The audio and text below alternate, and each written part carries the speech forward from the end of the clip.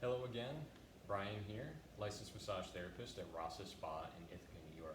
Talking to you today about self-massage techniques for the shoulder and pecs. Now, when we're talking about the shoulder today, we're not talking about this aspect of the shoulder, we're talking about this aspect of the shoulder.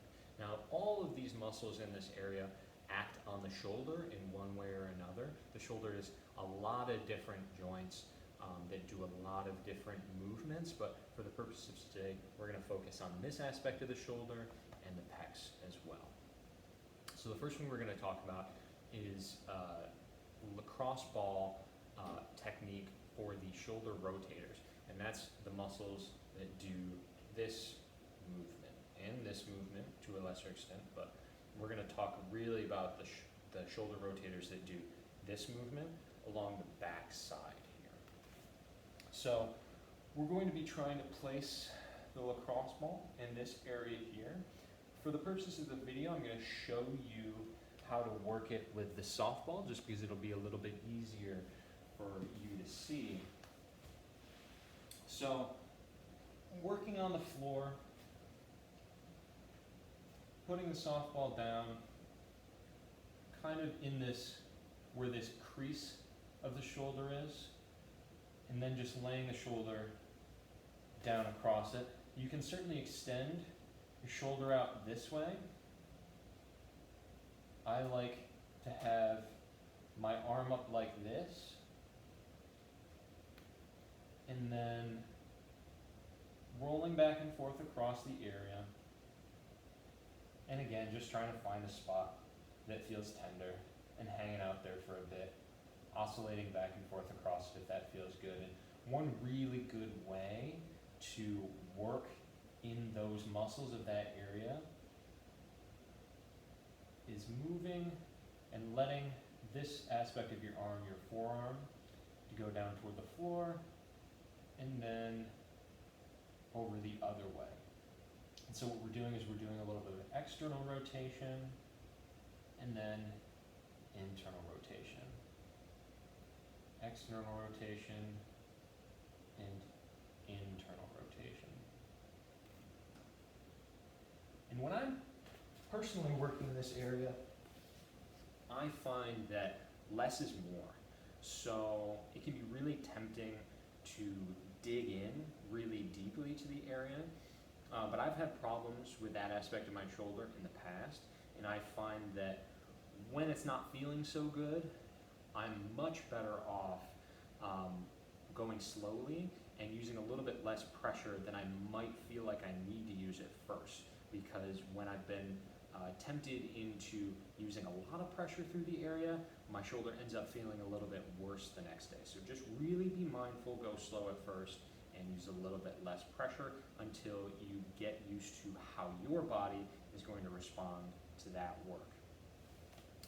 Next, we're going to get into the pecs. And so we're going to go back to the corner of the wall for this particular technique. And so the area of the pecs, you can work the entire pecs. I like to really focus in on the aspect that's right underneath the collarbone down to where this crease between the pecs and the front of the deltoids are. We're getting into pec minor here and the edge of pec major here, which can be a really meaty area.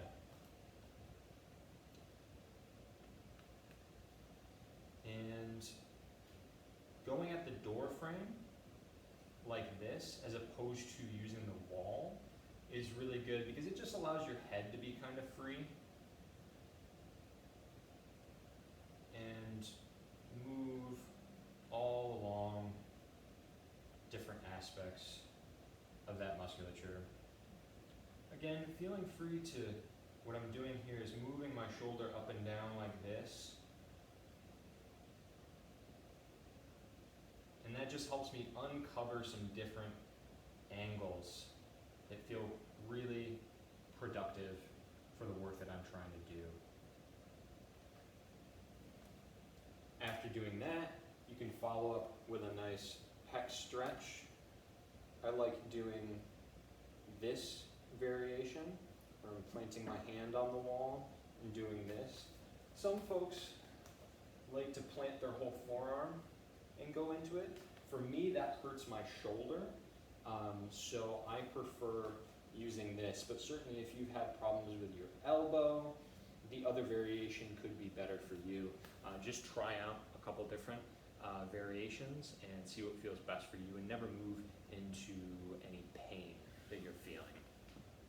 And the last variation in the pecs that we're going to talk about is using the softball. We're going to be on the floor for this. So what we're trying to do is we're going to be working in that same area we were working in for the last one.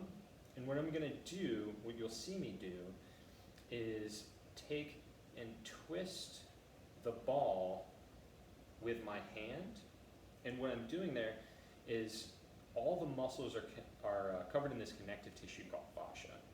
And what we're doing when we're putting pressure in and twisting is we're taking up some of the slack in that fascia, and we're getting a stretch through there as well as through the musculature. And that can oftentimes be just as productive as working on the muscles itself can be working on the fascia. It enwraps all of our muscles and often is the culprit when we're feeling a lot of the tightness that we feel. So just coming down to the floor, softball on the floor, pecs in front, taking my offhand, twisting to take up the extra slack there, and just holding that in place. And certainly this could be a good place for a lot of us to just sit and work for a while. If you feel like you need a little bit more, take this arm and move it around a little bit, doing a little bit of extension at different angles, and just doing this kind of movement up and down. Whenever we put pressure through an area and then move the joint, it will move the muscle around underneath and give us just a little bit of an extra stimulus, a little bit of extra pressure through the area that can be really, really productive when we're talking about trying to restore some functional movement through that area. I just wanted to talk really quickly about some of the benefits of working the front of the pecs. So many of us may be feeling a lot of our tension through the back side of the neck and shoulders. And a lot of times what's happening is we're feeling that tension because those muscles are getting overstretched, because when we're either sitting driving or when we're typing at our computers, our shoulders go forward like this. And so what's happening is these muscles, over the course of months or years of use in that position, get really, really tight. And so what happens is those muscles get locked in that short position. And then these muscles are just overstretched day after day, and they're trying to do their job of keeping us upright and keeping us in a good position so that we can move around through the world. And when they are in that overstretched position and they're trying to contract back against this over short muscle, sometimes no matter how much we work on that back, it's never really fully resolved until we resolve the issue in the front there. So please give that a try if you're experiencing any of those issues. Thanks for joining us again on this video. Certainly remember to follow us on YouTube and Instagram at Rasa Spa. And please join us again next week when we're talking about some techniques for the upper arm. Thanks again, and see you next time.